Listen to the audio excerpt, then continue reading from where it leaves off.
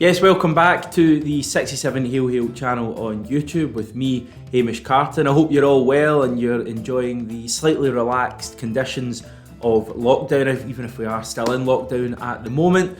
And also the weather. The sun's obviously been out for a few days, so hopefully you've been able to get outside a little bit and enjoy that. We're back with another video today. I just want to say quickly a big thanks for all the support, the views, the comments, the likes, the subscriptions we've had over the past couple of weeks or so. The channel is starting to take off, I feel, a little, so hopefully we can all keep going in the same vein with another good video today. Now, we know how important next season is already. We may not even know when the season's going to start, but we know exactly what it means. Celtic have absolutely dominated on every domestic front over the last 3 or 4 years now.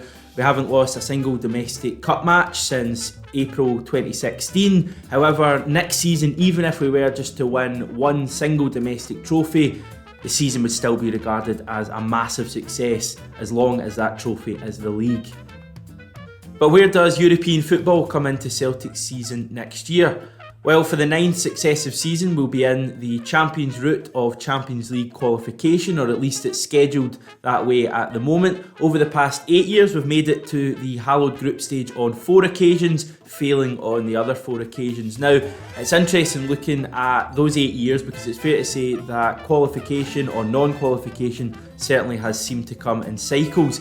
Take it back to our first season in 2012 and also 2013 under Neil Lennon when we qualified from the Champions route for the group stage in both seasons. Then under Ronnie Dyler, 2014 and 2015, we all remember the failures there as we failed in both years under him. Into the Brendan Rodgers regime, 2016 and 2017, we were back qualifying 2 years in a row, and then the last 2 seasons, 2018 and 2019, we all remember the failures there. So effectively, 2 years on, 2 years off, 2 years on, 2 years off. That tells us that after 2 years away from the Champions League group stage, next season we will be back. Now, a common held view from some Celtic supporters and football fans in general is that playing in too many competitions and spreading yourself too thinly can lead to complacency, drop points, etc.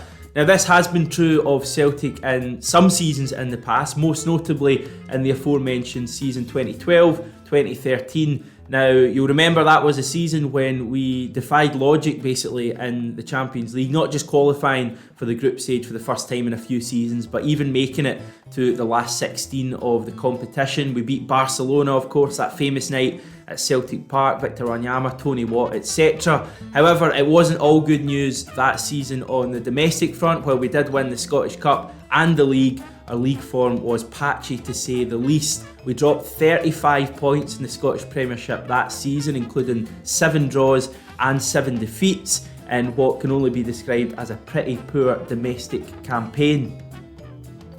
Although it is worth saying during that season that came at a time when we could afford to get away with certain results and still win the league at an absolute canter. Rangers weren't in the league, and even if they were, they would have been struggling so badly and unable to live with us like they haven't been able to in each of the past 9 seasons. But basically, we got away with the bare minimum in the league that season. We still won it pretty comfortably, even though we lost 7 matches and drew 7 more as well.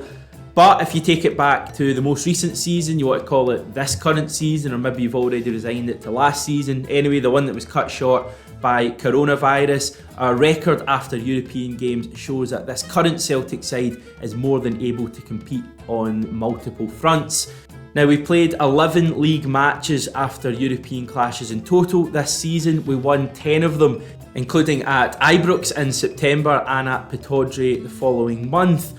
Now, we only had 1 defeat, 1 blemish on our record that came away to Livingston, that game that we all remember under, Christopher Julian wasn't the only guy to have a bad performance that day, but he's the one that certainly springs to mind. That came after we'd just beaten Cluj in the Europa League, but that was the only match after a Europa League clash in the league that we didn't win last season. 10 out of 11 we won, just showing that this current Celtic side is able to compete on multiple fronts. Now, of course, I can hear you saying that that was only the Europa League and perhaps playing in the Champions League would be a different kettle of fish, but it's fair to say that it's not as if the Celtic team expended less energy playing against the likes of Lazio, Rennes and Cluj than they would have in the Champions League. We still had to go to the Stadio Olimpico in Rome and also play away to Rennes, and we still came back the following weekend and got results. So it just goes to show that this Celtic team can do it, and more importantly, a team can do it under Neil Lennon. Well, it's actually more of a risk for Celtic to not bother getting into Europe next season and instead just focus on domestic football. Now, I'll give you a few reasons for that. The first word is that buzzword that a lot of, football brainiacs love to use, and it's coefficients. Now, there's two types of coefficients. You probably know all this. You've got the club coefficients, where I believe Celtic are ranked around about 45th in the club coefficients at the moment. But the more important one that we're going to touch on is the national coefficient. Now, Scotland at the moment sits 20th in the UEFA list out of, I think, 54 or 55 nations. However, for the following season, so not next season, but the one after, will rise to 14th. That's due to a slight delay that they have between your results being registered and your actual ranking. So effectively, our results and the results of other Scottish teams last season won't be reflected until not next season but the one after. So we'll go up to 14th at that stage, but another really good campaign from ourselves this season could see us further rise the following year. That could mean massive benefits like playing fewer qualifiers, perhaps even only one, or even going straight into the group stage of the Champions League if we win the Scottish Premiership. Now, needless to say, that would be a massive change to everything about Celtic Football Club's season at the moment. It would be a huge change to the calendar. For example, we could give our players further weeks off. Rather than getting maybe 3 weeks off, they could get 5 or even 6 at the end of the season, because they wouldn't be needed back in training in late June. We wouldn't have early games in mid-July, maybe mid-August or even later would be our first Champions League qualifier. So that would be a huge change, and it's within our grasp. Ourselves and our rivals, who we've got to mention, who have done relatively well finally at the European stage after so long of doing nothing, just goes to show that Scottish football is on the rise, and if we continue to do that, we'll go even further up the rankings than 14, and we'll become not a superpower in European football, but certainly a country that sees its champions go straight into the group stage of the European competitions. So that's why we must keep our eyes firmly on the European football next season, but also onto the players. Now, big names we've signed in each of the last 2 summer windows. Christopher Julian last year, the year before Odsonne Edouard. Do you really think those guys came to Scotland to play against, no disrespect intended, the likes of Hamilton, Ross County and St Johnstone? The answer is no, of course. They came to Celtic to play primarily in European football. Now, the Champions League was obviously their big goal, but failing that, the Europa League would do as well. Now, these players excelled in that competition last season, and they'll be looking to do so again next year. As much as us fans like to make such an emphasis on winning 10 in a row and how important it is, and don't get me wrong, every Celtic player next season that plays for the club will realise that too. However, it's fair to say that a lot of them will probably be more motivated by playing against the likes of Lazio and even, bigger teams that we've faced in the past, Bayern Munich, PSG, etc., than probably winning domestic trophies. That's just the stark reality of modern football. That's where Odsonne Edouard and Julian and Ncham and even our Scottish players like Ryan Christie and Callum McGregor will want to test themselves at the highest level. There's also an economic part to it as well, that we can demand higher fees for our players when they go, if they've played at European level. Do you really think we'd have got the vast fees that we got for likes of Kieran Tierney, Virgil van Dijk, Victor Wanyama, Moussa Dembele over the last 5-10 years or so? No is the answer, of course. Well, given that the 2 UEFA competitions, obviously Champions League and Europa League, are not even nearly finished this season, it probably doesn't bode well for a traditional start next season. Now, usually we are preparing to play our first qualifier in around about mid-July. Now, chances are that this season's competitions aren't even going to be finished at that stage. UEFA have set aside the month of August as a plan to finish both the Champions League and the Europa League, with the domestic leagues that have already restarted and are going to restart in the coming weeks tasked with finishing the league in the months of June and July.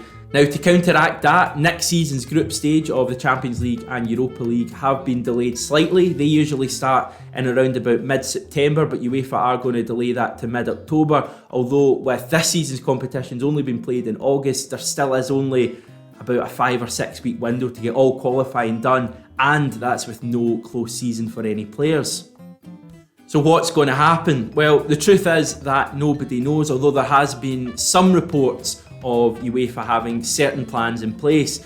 Now, last month, The Times had an interesting report on a couple of ideas that UEFA are apparently considering to do with Champions League and Europa League qualifying.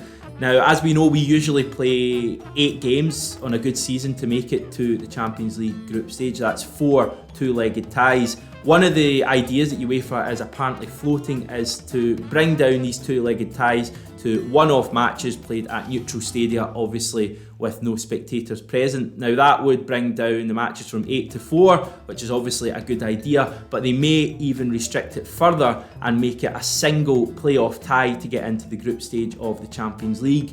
Now, that raises more questions than answers, like, would Celtic be in with non-champions of other leagues, or would they still keep the champions and non-champions route?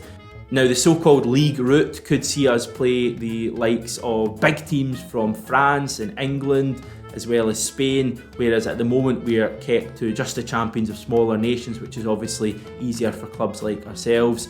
Now, so many questions to go with that kind of thing, and nobody really knows exactly what's going to happen. UEFA probably don't, but expect more news later in the month as they've got a meeting scheduled. I think it's round about the 20th of June. So nobody really knows what's going to happen, but one thing that we are aware of is that even if Celtic make it back, as history suggests we will, given our recent record, to the hallowed Champions League group stage, then it's not quite going to be the same. Now, you may not even have considered it yet for whatever reason, but it goes without saying that there would be no fans at Celtic Park when the big guns arrived. Now, it would still be the Champions League, you'd still have the big players arriving at Celtic Park, but everything that makes it great about European nights at Paradise wouldn't be there. The fans wouldn't be there at all. The hostile atmosphere that everyone loves about the stadium wouldn't be there. It would be a strange environment indeed. Added to that, the financial implications are that Celtic wouldn't be able to sell tickets for the games for obvious reasons, so they'd miss out, I reckon, on around about 8 to 10 million, given they usually sell the ticket prices at around about £120 to £150, depending on whether you're a season ticket for the 3 matches, obviously. So time will tell how that could be counteracted. Obviously, we would have lots of money coming in from our TV pool and prize money if we were to get results as well. So there's still a massive incentive to get to the group stage of the Champions League, but it's fair to say that it wouldn't be a group stage of the Champions League like we're used to. But then again, nothing at the moment is really like we're used to. But getting to the competition's group stage would be massive for our reputation. That's something we've not really mentioned yet. It has taken a bit of a knocking in the last couple of years. You could argue that our Europa League run last season in terms of our group stage form, winning in Lazio, topping that group so convincingly, qualifying after 4 games, has set us up a little bit. But the way we went out in the round of 32 to Copenhagen probably undid a lot of that good work. So getting back to the group stage next season would be massive for our reputation, even if it isn't the Champions League that we all know. It would also give us some much needed glitz and glamour for the first half of what is going to be a massive season. The ideal season would probably be getting into the Champions League, having a good go at it, and even if we finish 4th in our group, then being able to focus everything on the second half of the season and of course trying to win 10 in a row. It's going to be a season like no other for so many reasons, and getting back into the Champions League is huge. Just finally, Neil Lennon, our manager, probably makes this video completely irrelevant because it's not even going to be a topic of conversation in his mind whether we put all our eggs into the league or not next season. He's going to try hard to win every single match he plays, whether that's in Europe, the League Cup, the Scottish Cup, the league, or even friendlies. He's a winner, he's an all-in manager, and that's what we're going to see next season.